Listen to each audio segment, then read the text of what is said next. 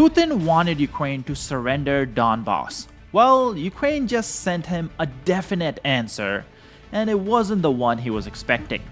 Now, cities across Russia are either burning or plunging into darkness, and the chaos is no longer limited to border regions. It has arrived in Moscow and St. Petersburg. This is not a one-off event. It is happening every single week, forcing Russians to question why Putin started a war that offers no upside for them. Just yesterday, Russia's second largest city, St. Petersburg, was hit by what many are calling the largest fire in its history. At the same time, Ukraine launched a massive wave of over 300 drones and missiles directly towards Moscow, forcing all air traffic to be completely grounded or diverted. This was despite the fact that Moscow is surrounded by a ring of layered air defenses. The systems are failing visibly, with Russian youth now dying by the thousands every single week in Ukraine, and with the Russian capital no longer safe, this war is escalating far beyond Putin's control. So, let's start from the beginning. What exactly happened yesterday? There was a massive fire in a farmer's market in St. Petersburg. This is the largest market in Russia, and that's why many are calling this the largest fire ever. Now, just to put some numbers to it, the fire spanned over 1,500 square meters, which is around 16,000 square feet. And I don't want to be that guy, but I think Napoleon may have started bigger fires in Russia. But let's not open up any past wounds for Russians. They are suffering already. Now, economically speaking, this St. Petersburg fire was huge. This market is the largest market in the country, and there was around $100 million worth of trade happening every single day here. That means the Kremlin is clearly not happy about this. Now, some Russian accounts, as you can see on your screen, are calling it an attack, but there's no proof that Ukraine was actually involved. In my opinion, this may be the good old Russian incompetence, because according to Russian authorities, who are trying to defuse this situation because the fire is still going on, well, according to a statement they put out, a highly flammable substance inside the building caused the intense fire to spread. Unfortunately, one person has already passed away because of it. But anyways, since Russians want to talk about Ukraine so badly, let's look at exactly what Ukraine is doing inside Russia. Last night, Ukraine carried out a massive drone attack and a missile attack on Russian capital. Now, I'm not counting all those arrows, but according to people who know this a lot better than me, there were around 300 drones and missiles that went into Russia, many of them heading straight for the capital. Putin was probably not sleeping last night because according to some Russian telegrams, there were Neptune missiles that were heading towards Moscow. When the missiles crossed over the Russian region of Bryansk, the telegram started posting about how it seemed like they were heading towards the capital. Now, as I'm recording this video on Wednesday night, we actually don't know if the missile was actually successful in hitting its target, but we do know that many Ukrainian drones were successful because we have clips from Russian residents. Let's take a look. In this next clip, you can hear the drone strike happening.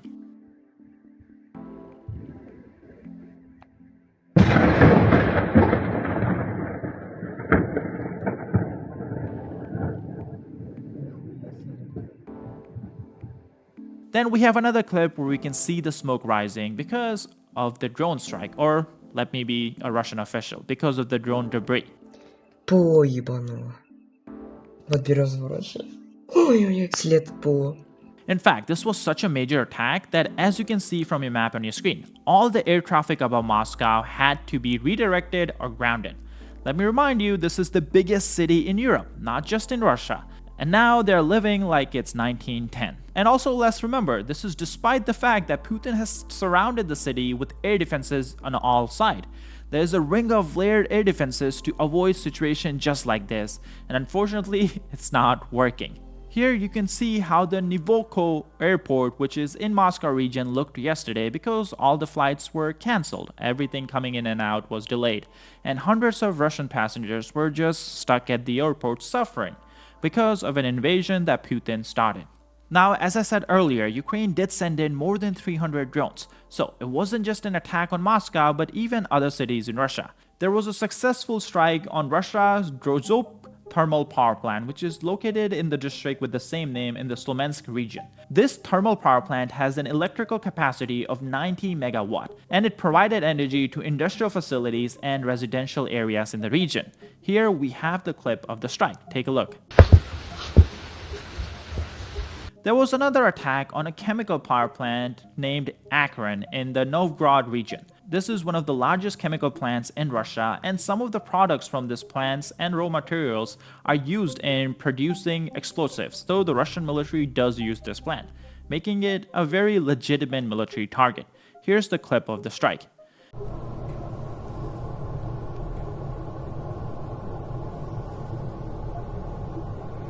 Акрон бомбят, походу.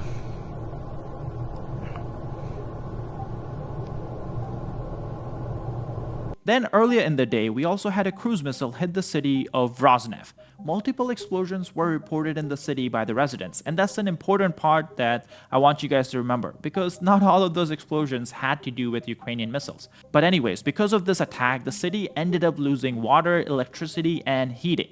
Here's one of the clips of the strike. Well, you know how I said there were multiple explosions in the city? Well, one of them was actually a Russian air defense missile that was trying to take down the Ukrainian missile, but ended up hitting an apartment building in the region. And we have a Russian reporter who was on the scene reporting the whole thing. So, take a look at this report.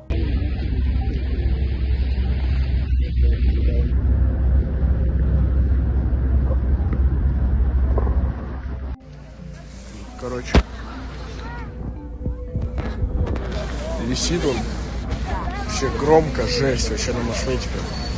Суета конкретная.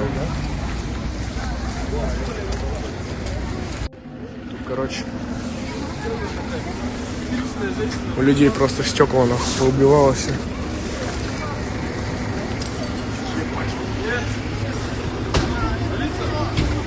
Страшно, страшно. Стоим, сколько машин собралось.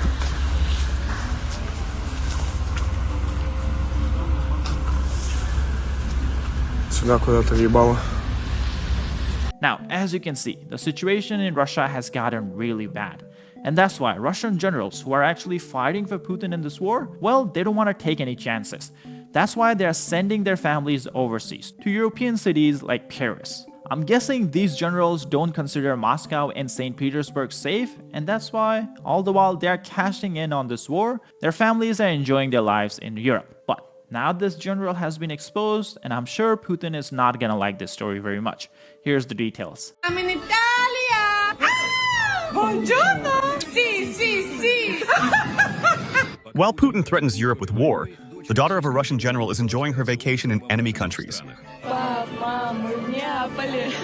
Пап, мам, мы на Стромболе. Пап, мам, мы в Венеции. Пап, мам, мы в Париже. The fact that Anastasia Tokareva's father is in the military didn't stop her from getting a visa to Europe. But Alexander Tokarev is more than a regular officer. He's a major general who recently even spoke before Putin. We deeply understand the complexity of the current military-political situation and this historical period. Just like over 80 years ago, Nazism has raised its head and is trying to dominate the world. We will not allow it. Apparently, to defeat Nazism, General Tokarev sent his daughter straight into enemy territory. So let me just get this straight. All the while Putin is complaining that Europe is not a proper civilization. In fact, Putin calls Europe a falling civilization like the USSR. But Russian officers, Russian commanders, and even Russian officials are sending their kids to Europe. This tells you all you need to know about what these Russian officials are actually doing. They're just stealing from Russian citizens. They don't care about the country. Putin doesn't care about the country. He has $4 billion houses, and the same thing is happening with the Russian military that's fighting this war. But all the while, the elites are stealing the Russian soldiers who are actually fighting for the country on the front line, or supposedly fighting for the country on the front line, because at least that's what they believe. They're not even getting the proper support they should be getting because of the corrupt system that Putin has built. Take a look at this clip that recently went viral in Russia. The soldiers are drinking water from a puddle on a road. That's how bad the situation is for some Russian soldiers. We're surviving as best we can, damn it. We'll figure it out there.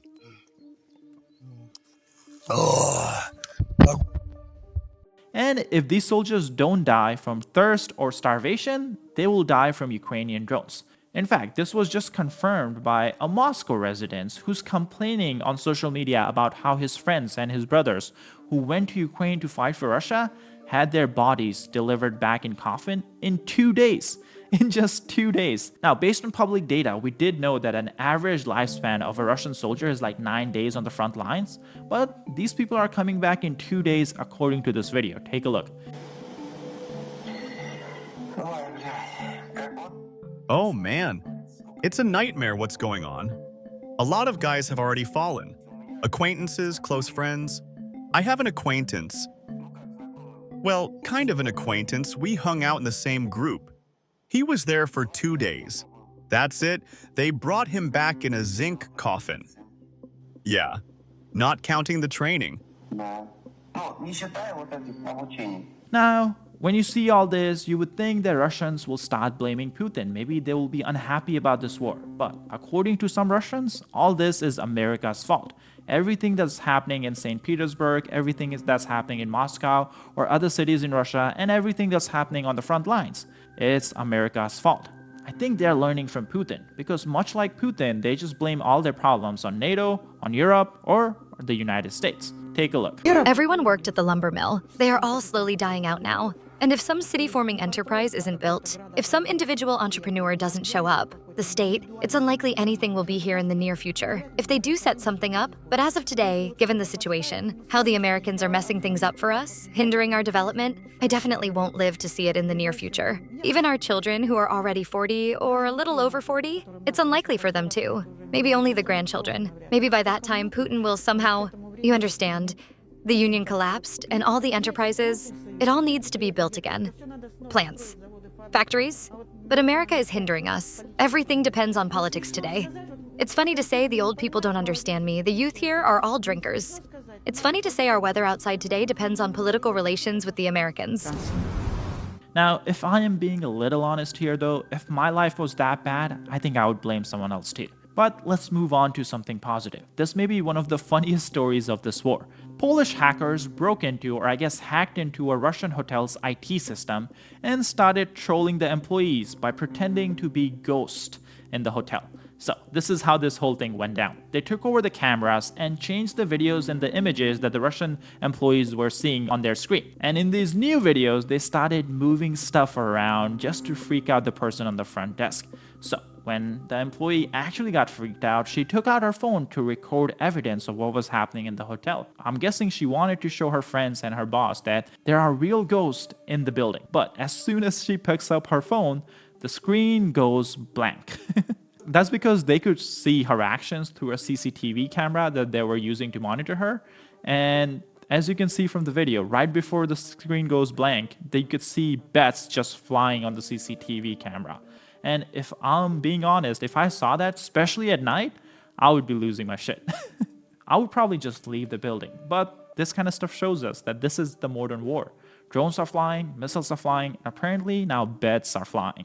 So this whole prank actually went on for 2 days, and the hacker luckily is a YouTuber. He's a Polish YouTuber here on YouTube, and he has uploaded a 30-minute video just explaining everything he did to troll the Russian employees. So if you guys got 30 minutes, I highly recommend you go check out that video. Now it is in Polish, but YouTube's auto-dub feature is not bad. You can enjoy the video very well. So if you got 30 minutes, definitely go watch it. I'll put the video on the screen, but I'll be sure to link it in the description too. Now, that's all I have for you guys today. My name is Sam. Please be sure to hit the subscribe button down below if you haven't already, and I'll see you guys in the next video.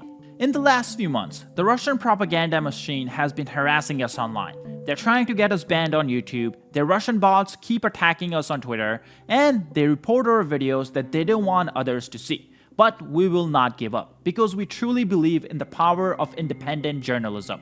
We all know the reason they're trying to stop us. That's because they are scared that we are bringing you guys the truth of what's happening inside Ukraine. They are scared because we're trying to see through their lies. Well, today we want to make them even more scared. Recently, we launched our new platform, Basics Insider. On this platform, we share exclusive videos and conversation with industry experts like US generals, Navy SEALs, and best-selling authors. We also break down the latest updates coming out of the Russia-Ukraine front lines and from all around the world. You can watch all this by going to the first link in the description or scanning the QR code on your screen. You can also go to basicsinsider.com. Your support would mean the world to all of us here at Business Basics.